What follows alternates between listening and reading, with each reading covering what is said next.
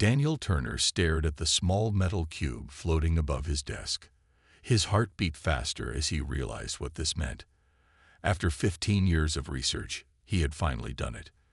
The neural interface wrapped around his head hummed softly as it translated his thoughts into precise quantum manipulations.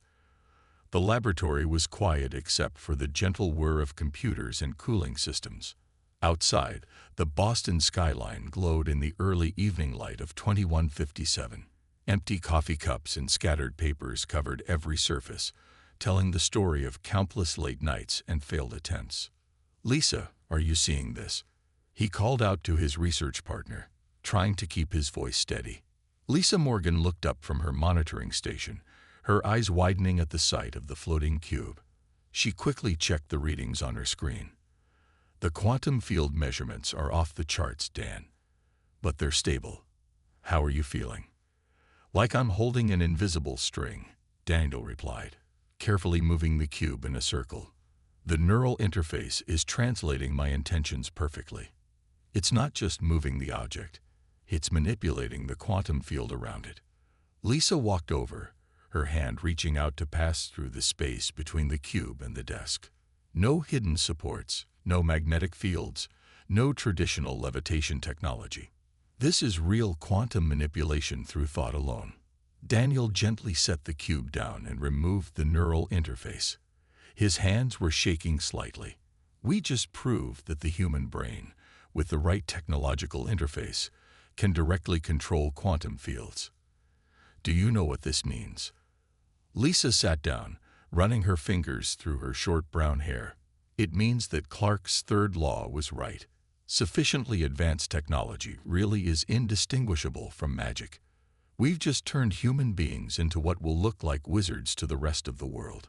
The discovery spread quickly through the scientific community, though not everyone was ready to accept it.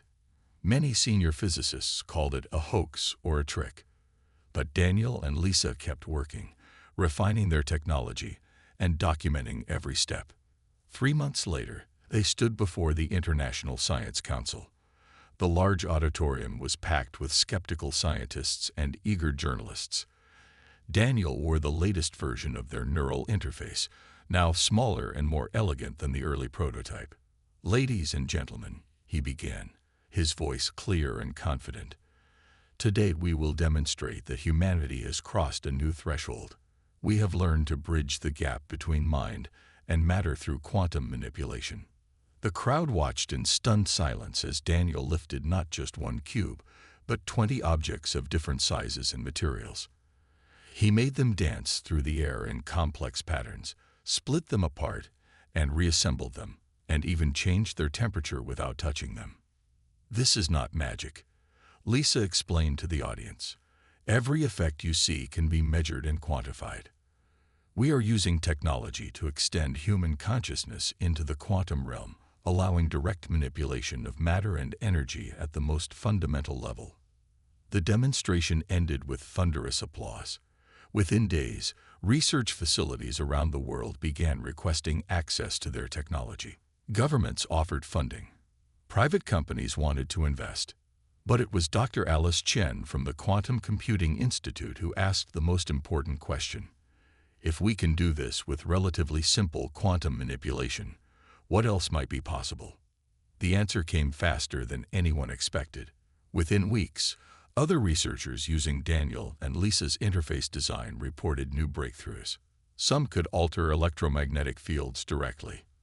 Others found ways to influence probability fields, making unlikely events more or less likely to occur. A team in India discovered how to create temporary quantum tunnels through space. By the end of the year, humanity had to accept a new reality. They had become something more than they were before. They had become Techno-Mages, wielding powers that their ancestors would have called magical, all through the careful application of advanced technology and human consciousness. Daniel often stood at his laboratory window in the evening, watching the city lights and thinking about what they had started. Humanity's next great adventure was beginning. They had unlocked abilities that would reshape their civilization forever.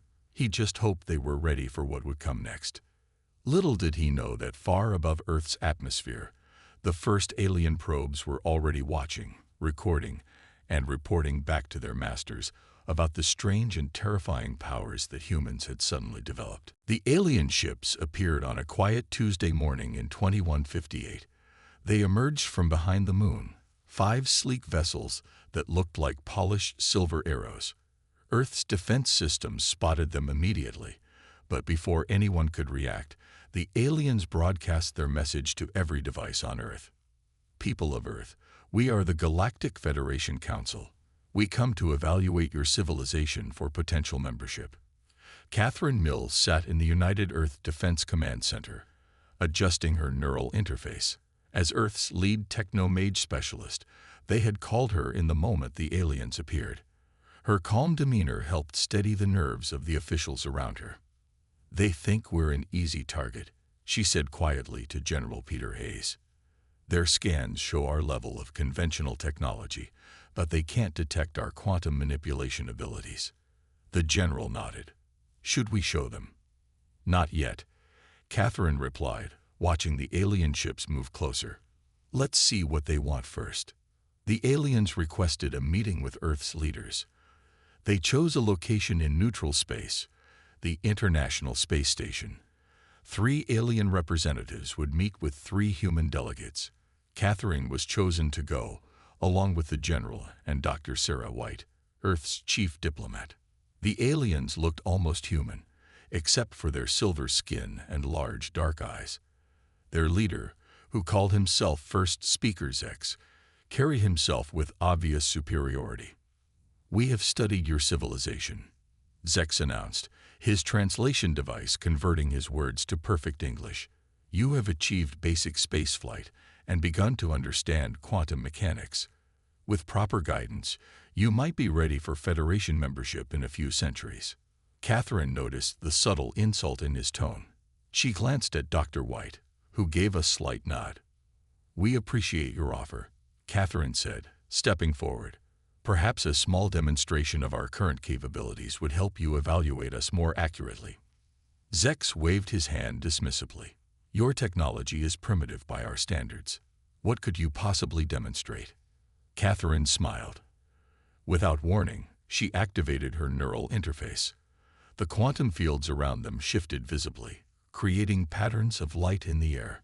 She lifted all 3 alien delegates gently off the floor, surrounding them in protective bubbles of altered spacetime. "What is this?" Zex demanded, his calm facade cracking. "This is impossible. You don't have the technology for gravity manipulation." "We don't need anti-gravity technology," Catherine explained, setting them down gently.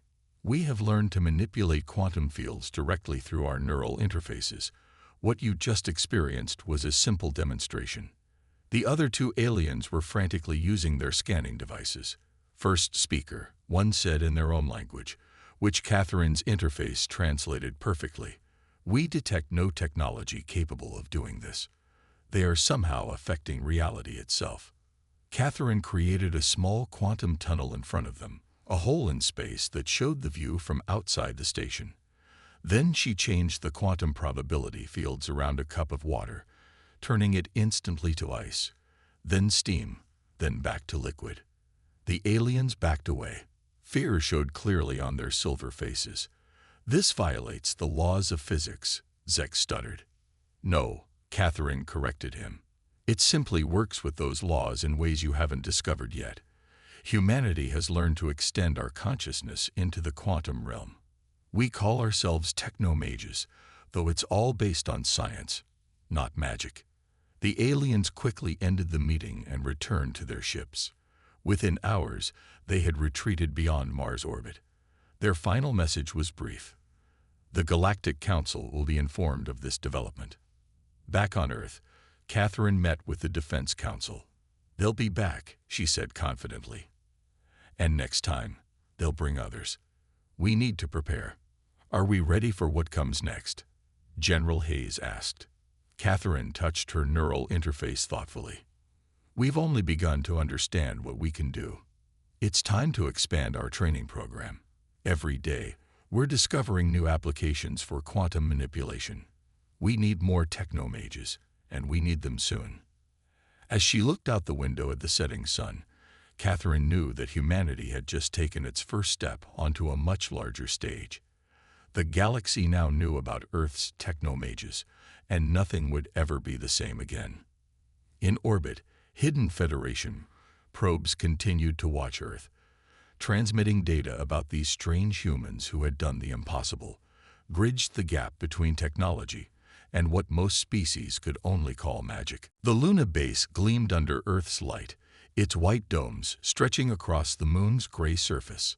Christopher Baker stood at the observation window of the newly built Techno-Mage Academy, watching as the first group of students arrived on the shuttle. "The youngest one is only 16, his assistant said, handing him a tablet. "Amy Walsh. Her test scores are the highest we've ever seen." Christopher nodded, studying the young girl's file. Sometimes the youngest minds adapt best to new ways of thinking. Is everything ready for them? The first class of the academy consisted of 50 students chosen from thousands of applicants. They gathered in the main hall, their faces showing a mix of excitement and nervousness.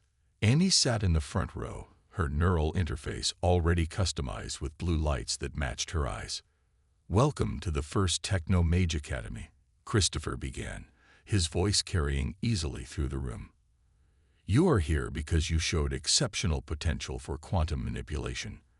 Over the next year, you will learn to do things that most humans still think are impossible." He demonstrated by creating a miniature aurora above their heads, quantum particles dancing in beautiful patterns. The students gasped in wonder. "We have identified 3 main schools of techno-magic," he continued: quantum manipulation, neural enhancement, and matter reconstruction. Each of you will focus on one primary school while learning the basics of all 3. Amy raised her hand. "Can we combine the schools?" Christopher smiled. "That's exactly the kind of thinking we need. Yes, the most powerful effects come from combining different approaches. Let me show you." He activated his neural interface and lifted a metal sphere from his desk. As it floated, he used neural enhancement to extend his consciousness into its atomic structure. Then, using matter reconstruction, he transformed the sphere into a complex geometric shape. "This is just the beginning," he said, returning the shape to its original form. "Each of you will discover your own ways of combining these abilities." The training began immediately. In the quantum manipulation labs, students learned to affect probability fields and create micro-wormholes. The neural enhancement wing focused on expanding human consciousness to perceive and influence quantum states. Matter reconstruction classes taught them to rearrange atoms and energy at will. Amy excelled in all 3 areas. One morning, during practice, she discovered something new. While working with quantum fields, she found she could see the patterns of probability around people, showing their likely future actions. "It's like watching ripples in a pond," she explained to Christopher. "Each decision creates waves that affect everything around it." Word of her discovery spread quickly through the academy. Soon, other students began developing their own unique applications of the technology. One found a way to create stable quantum shields. Another learned to enhance human memory by storing information in quantum states. "They're advancing faster than we expected," Christopher told the Academy board. "Each student is pushing the boundaries of what we thought possible."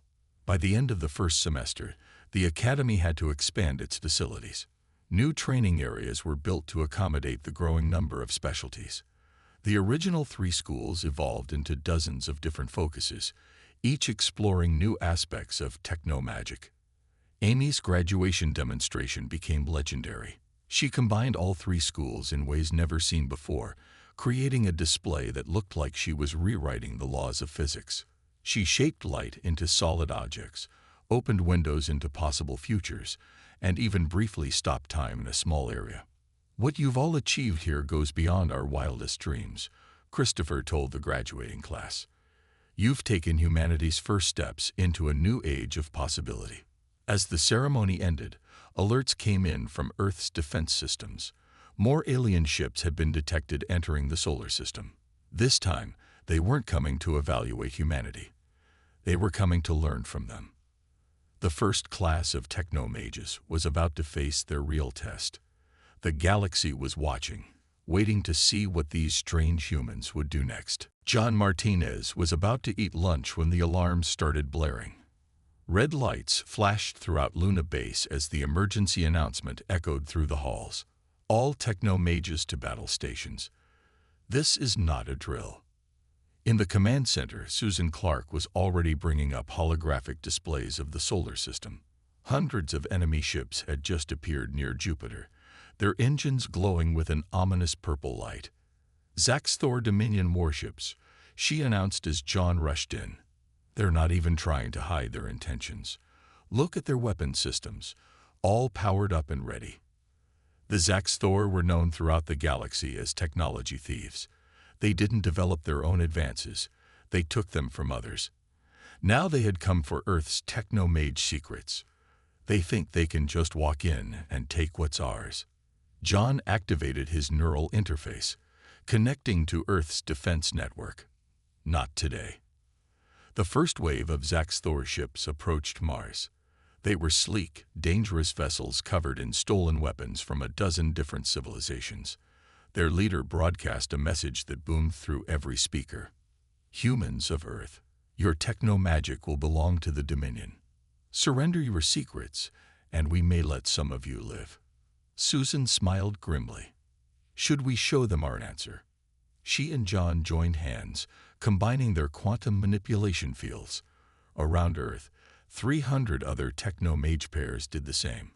They had practiced this defense many times, but never with real enemies. As the Zaxthor ships came closer, space itself seemed to ripple.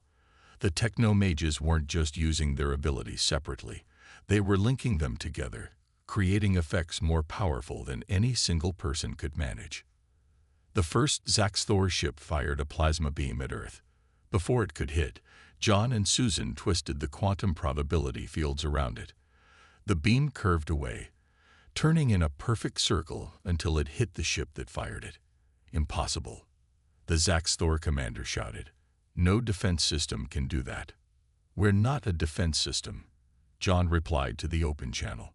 We're Techno-Mages, and you're not welcome here. The space battle that followed would be talked about for centuries. The Zaxthor had superior numbers and advanced stolen technology. But the humans had something no one could steal. Their unique connection to quantum fields through their neural interfaces. Techno-Mages across the solar system worked together in pairs and groups. Some created quantum shields that absorbed enemy fire. Others opened micro-wormholes that sent torpedoes back to the ships that launched them. A team led by Susan even managed to alter probability fields so much that some enemy ships simply failed to exist in our reality anymore. John coordinated the defense from Luna Base, using his neural enhancement abilities to process information from hundreds of battles at once. He watched as humanity's seemingly magical abilities overwhelmed the Zaxthor's stolen technology. Their ships are turning around, Susan reported after 2 hours of fighting. We didn't just beat them, we scared them. The Zaxthor retreat was chaos. Ships vanished through their jump points so quickly that some crashed into each other. Their final message was very different from their first. Keep your dark magic. The Dominion will not forget this. After the battle, John and Susan stood at the observation window, watching Earth shine peacefully below them. Not a single enemy ship had gotten past Mars. Earth's Techno-Mages had proven themselves in their first real test. You know what this means, don't you? Susan asked, checking data on her neural interface. Every civilization in the galaxy will have heard about this by tomorrow. John nodded. They'll know that Earth isn't helpless, that humans aren't just another primitive species playing with technology we don't understand. They'll be afraid of us, Susan said quietly. Maybe, John agreed. But they'll also know we only used our power to defend ourselves. That matters too. As cleanup crews headed out to collect scattered debris from the battle, news of humanity's victory spread across Earth. Humanity had faced its first major challenge from the stars, and the Techno-Mages had turned it into a legend. Linda Peters stood on the surface of New Eden, Earth's first colony world, watching the sunrise through her environment suit's visor. The alien sun painted the sky in shades of deep orange and purple. Behind her, the colony's atmospheric processors hummed steadily. "Time to make this place more like home," she said to her team of terraforming Techno-Mages. They had spent 6 months studying this planet's environment, and now they were ready to begin their work. Linda activated her neural interface, connecting with the planet's natural quantum fields. Other Techno-Mages spread out in a wide circle around her, each ready to play their part in transforming this alien world. "Remember," she said through the team channel, "we're not forcing changes. We're encouraging the planet's natural systems to shift in the direction we want." Ready. The team began their work. Linda led them in manipulating quantum probability fields to speed up the growth of specially engineered plants. The green shoots pushed up through the rocky soil, growing years' worth in just minutes. In orbit, other ships watched with interest. Alien observers from 12 different species had come to see how humans transformed worlds. None of them had seen anything like it before. "The humans don't use terraforming machines," one alien scientist reported back to their homeworld. "They somehow connect directly with the planet's quantum fields. They're changing the very nature of reality to make worlds habitable." On the surface, Linda's team moved to the next phase. They used their abilities to stabilize weather patterns, encourage beneficial mutations in local life forms, and speed up the production of breathable air. What would have taken centuries through conventional terraforming was happening in months. "Look," one of the younger Techno-Mages called out. A small native animal, something like a 6-legged rabbit, had come to investigate their work. It sniffed at the new plants growing around them, then began to eat. Linda smiled. "That's exactly what we want to see. The local life is adapting to our changes naturally." News of their success spread quickly through human space. More colonies were planned, and Linda's techniques were taught to other terraforming teams. Humanity was expanding, but they were doing it carefully, respecting the worlds they changed. On a space station near Saturn, the Galactic Council's observers met to discuss humanity's progress. The station's quantum field sensors recorded everything that happened in the solar system, keeping track of human activities. "They're advancing faster than any species we've ever seen," said one observer.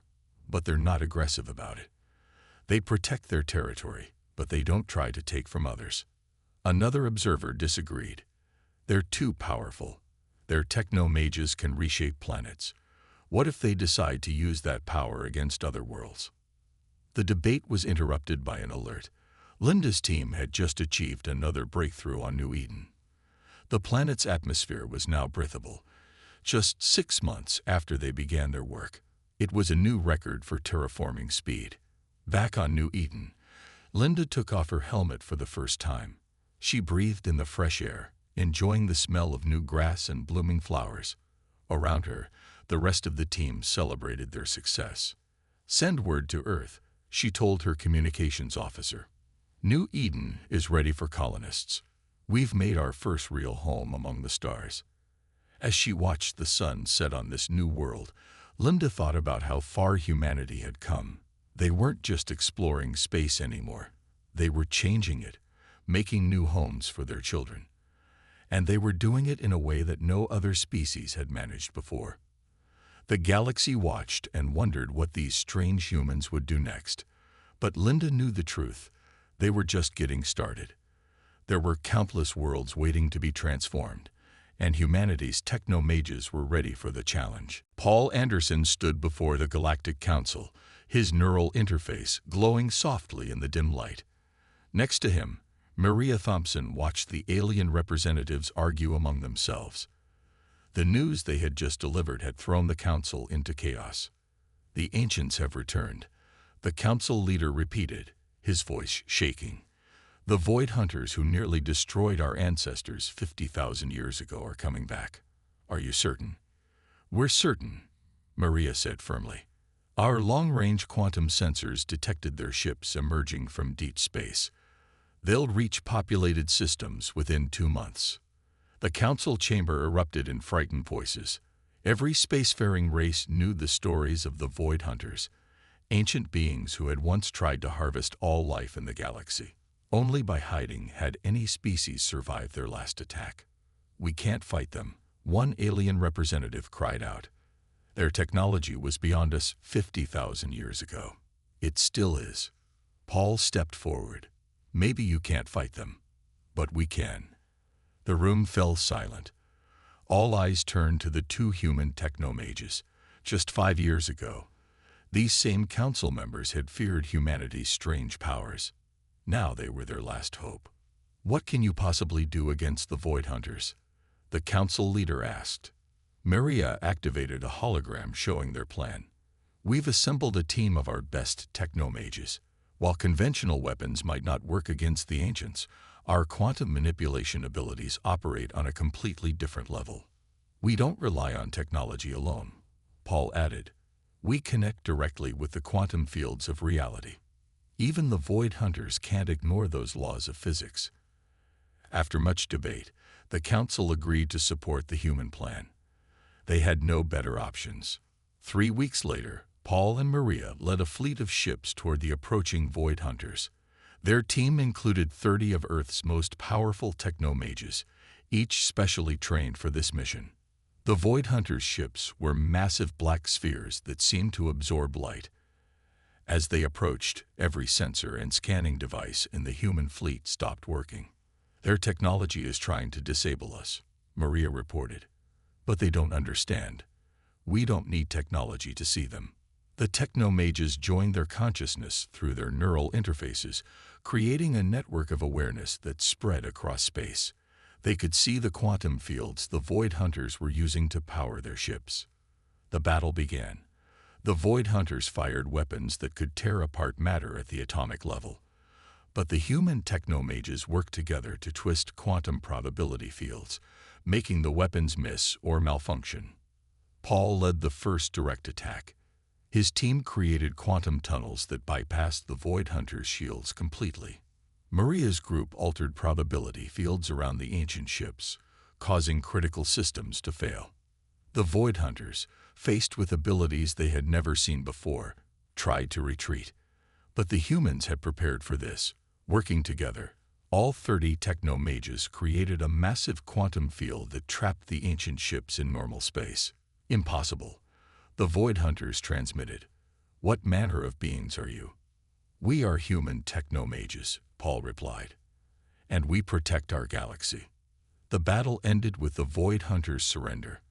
For the first time in their ancient history, they had met a force they couldn't overcome. In the council chamber afterward, the alien representatives looked at the humans with new respect. Humanity hadn't just defended themselves, they had protected the entire galaxy. "Perhaps," the council leader said thoughtfully, "we were wrong to fear your powers. You've proven yourselves to be guardians, not conquerors." Paul and Maria shared a knowing look. Humanity had passed its greatest test yet. They had shown the galaxy that power didn't have to corrupt. It could also protect. Ryan Cooper stood at the center of the new interstellar Techno-Mage Coalition headquarters on Earth. The building was a marvel of both human and alien architecture, with sweeping crystal towers that reached into the clouds. Representatives from 20 different alien species filled the main hall, each wearing their own version of neural interfaces designed with human help. "5 years ago, many of you feared us," Ryan said to the gathered crowd. "Today, we gather as equals and partners in protecting our galaxy." The change hadn't been easy. After the defeat of the Void Hunters, many alien species had begged to learn the secrets of human techno-magic. But sharing such power required trust on both sides. Earth had chosen Ryan to lead the training program for alien species. His calm nature and deep understanding of both technology and different cultures made him the perfect bridge between worlds. "Remember," he told his first class of alien students, "the neural interface is just a tool. The real power comes from understanding how your consciousness can connect with the quantum fields around us." Some species learned quickly. The Mirians, with their natural ability to process multiple thoughts at once, excelled at complex quantum manipulations. The crystal-based Arxer found they could enhance their natural resonance abilities with the new techniques. Other species struggled more but found their own unique ways to use the human technology. Each race developed its own style of techno-magic, adding to the growing knowledge of what was possible. In the medical wing of the Coalition building, alien and human doctors worked together, combining their different approaches to healing. Quantum manipulation helped cure diseases that had plagued species for centuries. The terraforming teams that had started with Linda Peters now included members from a dozen worlds. Each species brought their own understanding of how planets lived and grew. Together, they transformed dead worlds into gardens more beautiful than any single species could have created alone. Even the Void Hunters, ancient as they were, asked to learn. Their representatives approached the Coalition with humility, saying their defeat had taught them that age didn't always equal wisdom. "The galaxy is changing," Ryan told the Coalition Council. "We're all changing with it, but we need to make sure we change in the right ways." He demonstrated by creating a display of quantum energy that showed how all species' consciousness could interact with the universe's basic forces. The patterns were different for each race, but they all connected to the same fundamental reality. "Humans aren't special because we discovered this first," he explained. "We're just the ones who found this particular path. Each of your species has gifts that, combined with these techniques, can do things we humans never imagined." The Coalition grew stronger each year. New discoveries were shared freely between member species. The old fears faded as everyone learned they had something valuable to teach and something important to learn. 10 years after first contact, Earth had become the heart of a new galactic civilization. Ships from hundreds of worlds came to study at the Academy. The techniques that had once seemed like magic to other species were now understood as just another way of touching the universe's deeper truths. Ryan often visited the original Academy on Luna Base, where it had all started. The building now included sections for every known species, each adapted to their unique needs and abilities. "We did it," he said to a group of graduating students from 30 different worlds. "We turned our greatest fear, being different, into our greatest strength." The students activated their neural interfaces together, each in their own way, creating a beautiful display of quantum effects that lit up the lunar sky. It was a symbol of how far they had all come, and a promise of even greater wonders to come. The Techno-Mages of Sol had become legends, not for their power alone, but for how they had used that power to bring the galaxy together. They had shown that the greatest magic of all was the ability to turn strangers into friends, and fear into understanding.